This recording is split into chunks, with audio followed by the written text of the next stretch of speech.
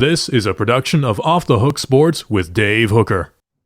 Here we go, off and rolling. One of my favorite times of the week. It is Chalk Talk, brought to you by Owl's Nest Barbecue and Michelin, a proud distributor there at Midnight Oil. Go to Steve Ray's Midnight Oil. So we've got a lot going on with recruiting in terms of this time of the year. We've talked about that before, how the calendar shifts a bit. So I think Tennessee, from what I'm told, made good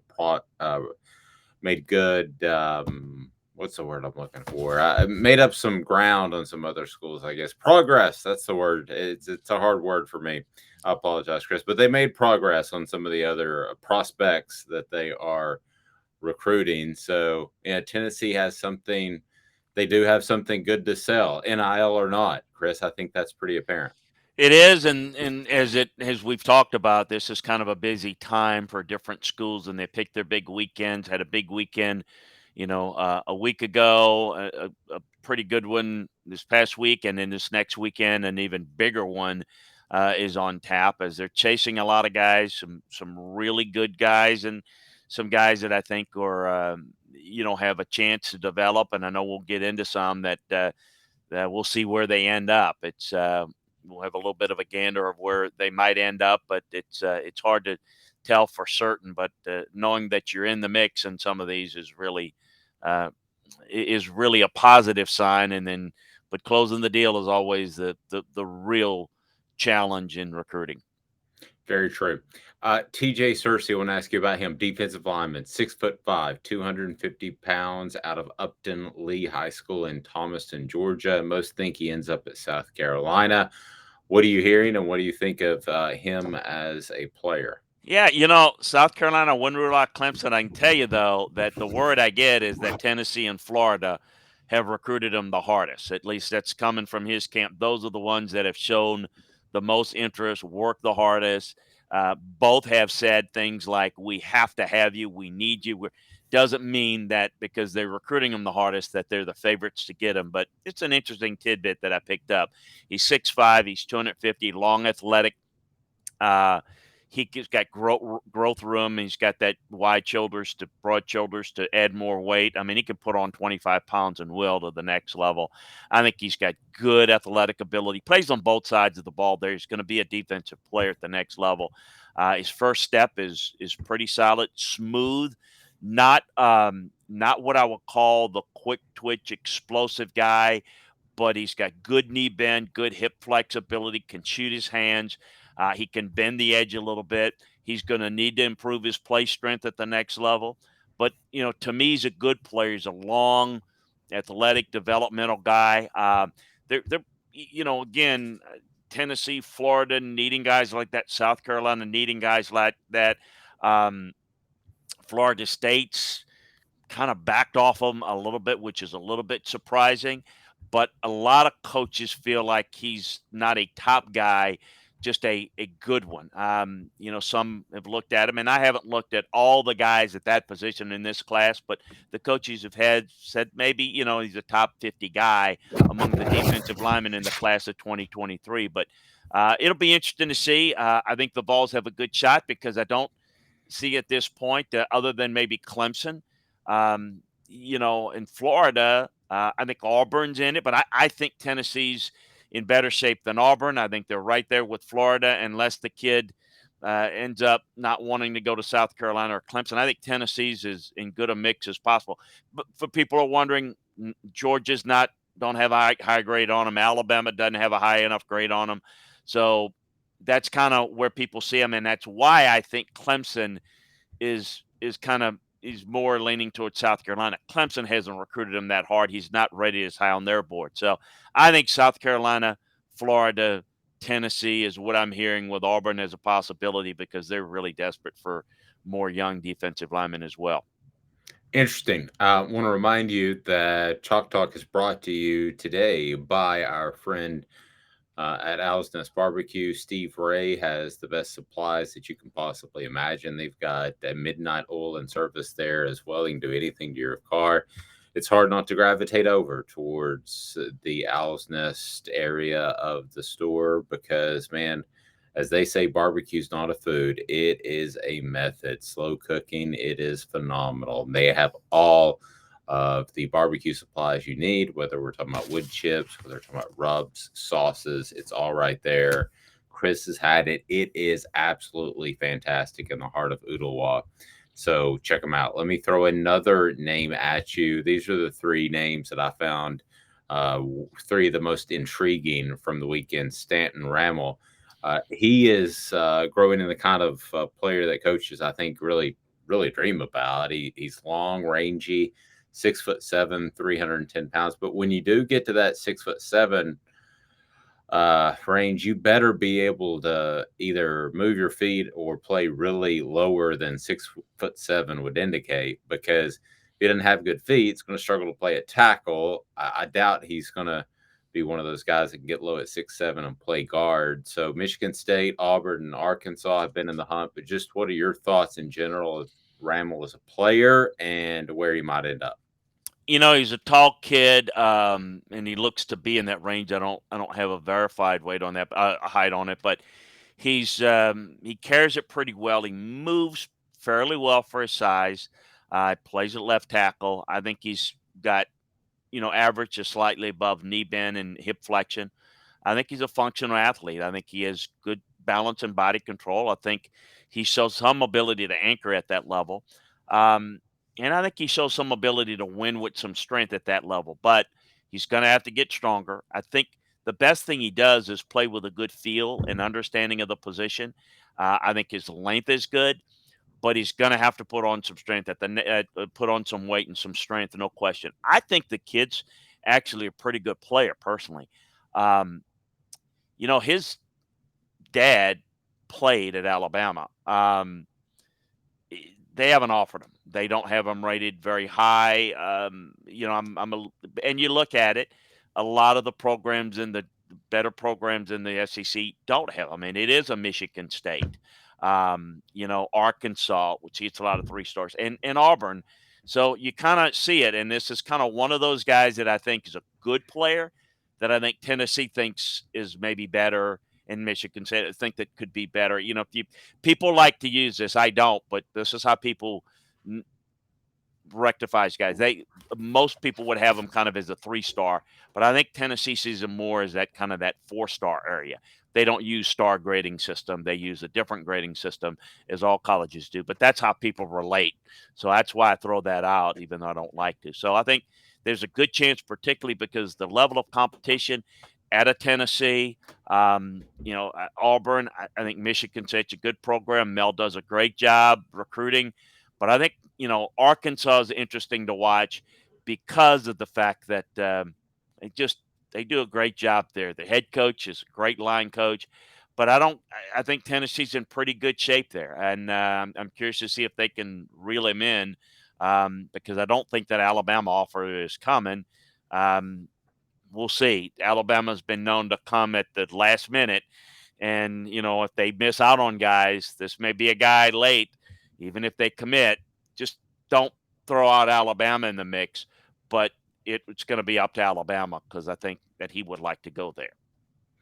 Cam Seldon, thought to be leaning towards Tennessee. Penn State, Virginia, Maryland in the mix. Thoughts on the 6'1", 220-pound receiver from Heathsville, Virginia? Well, that would be really good, because if they were able to get him, because all I've been hearing is Penn State. He's really good players. He's probably as good a player as in the state of Virginia. Certainly top 3 in this year's class. He's a top 30, 40 overall prospect athlete in this class. He's really, really good. He's a dynamic playmaker. He can play multiple positions. He projects to probably inside receiver for them, but he can play several positions. I mean, he played in high school. I mean, he's one of those quarterbacks, receiver, corner, safety, kick returner. Great athlete. I mean, he's run the, the 100 and the 200. Very, very good track athlete with long speed, acceleration, run after catch abilities. Really good as strength for him. But a good football player instinctively. So I think he would be a really good get for them. Now they've recruited him as an all-purpose weapon, play receiver, come play receiver in this system, do some running back stuff. We've got a lot of things we can do out of the slot with you. So I think that the scheme and the style is going to help them. I think personally, and I'm not in the business of telling kids what they should do, but I think Tennessee would be a great fit for him. I like his skill set fitting in this offense even a little bit more than I would Penn State.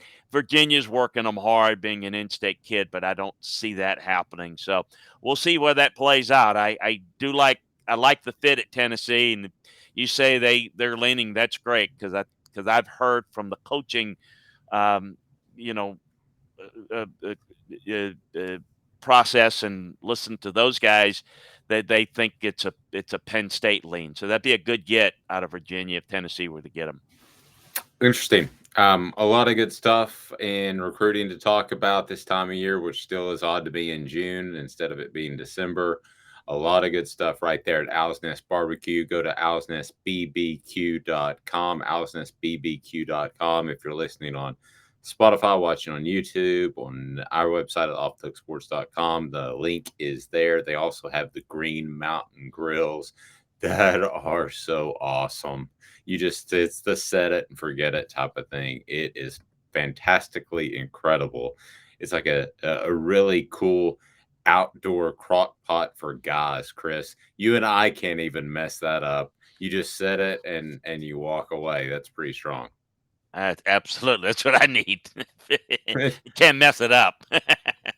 As far as the recruiting whole calendar, I wanted to get your general take on this before we let you go. But the recruiting calendar and the way it's changed, just really in a couple of years because of the early signing period. Has it been a good thing for whom? Is it coaches, players? Who has it worked for, and who has it maybe not worked for? Well, I think for players, it can be good depending on the situation if they know where they want to go. I don't like it. I'll be honest with you. I don't think it's good. And here's why. It takes the integrity, what I consider the integrity out of recruiting. And I don't want to be in my day when I was a recruiting coordinator and it was better, but no. But here's how it used to work. It used to work that you would recruit guys, but you wouldn't make offers until their senior year because you wanted to see them play through their senior year and you wanted to give them the opportunity and to kind of let them enjoy their college year. And then it was a little later process. I think it was better because you got to know the player better and the player got to know the schools better. Now it's gotten to, pushed up. Kids are, 2 years out in advance. Well, they make a commitment, but it's not a commitment, Dave. They commit. When your kid made a commitment, it was a story if a kid backed out of his commitment and went to another school. It happened, but it was a news. It's not news now. Kids are going to commit somewhere, and then if somebody else jumps on them late, which is going to happen, they often leave. Making a commitment to a school and making a commitment to that kid doesn't mean what it used to be because you're offering them so early, you know less about them personally and football-wise that you tend to back off, take away the scholarship. Well, I can tell you in my day, if you offered a kid a scholarship, you better not pull that scholarship or you're not going back into that high school anymore. Today, it is just kind of what they do. It's kind of like the world today. Yeah, it's just a fly-by-night. And I don't mean to sound like the get off my lawn guy, but that's just kind of what it is. It's just there's no level of real commitment. Now, so you were recruiting early, even before you head to December signing day. Now you got that, whether that's made May and June, which May used to be the big month for looking to see who you wanted to recruit in the fall. Now you're offering kids, getting them visits, doing this, and you're trying to wrap it up as much as possible by June, and so that you got the ball, so that then you kind of fill it out during the season. But then the biggest thing that you have to do is you're having to continue to recruit those guys, because you have to recruit the 15 guys that you've got committed just as hard as the 10 guys, 12 guys that haven't committed. And you're recruiting guys who are committed to other schools. They're recruiting your guys that are committed. And then it is just a colossal disorganized mess, which I hate. But I'm off my soapbox. That's what I think. I don't think it's very good overall. Personally, it's more newsworthy. Who is it best for? It's best for guys like you and I that are talking about it, because we never talked about stuff like this in May and June. And right now, it's big, big news. It's just not finalized at any stage, but it is intriguing.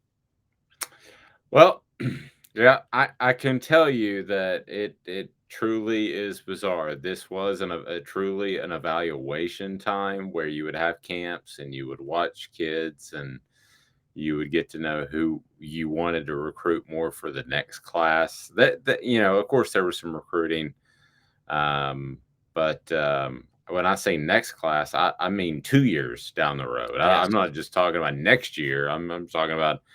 But those are really about showcasing and getting commitments now. And programs got commitments in June before. I mean, but just with the early signing period, you're right. I mean, once you start camp, getting these kids on the phone, that sort of thing, the time for families to sit down and make big decisions, that's not the time. It's time to focus on their senior year. I think something's also on the kids, too, that I'm going to ask you about at some point during one of our Chalk Talks, and that is, are we seeing kids maybe think, hey, I got it? I don't need to go any further. I don't have the same drive. We'll talk about that in a future edition of Chalk Talk. Again, Owl's Nest Barbecue and Steve Ray's Midnight Oil, a proud Michelin distributor, bringing you Chalk Talk. You've got to check out Owl's Nest Barbecue for those barbecue supplies. They are unbelievable. Chris Landry is awesome at LandryFootball.com. That information is top notch. Go to @LandryFootball, set your notifications on for him and me at the Dave Hooker to find the latest on the Vols recruiting and the SEC. This has been a presentation of Off the Hook Sports.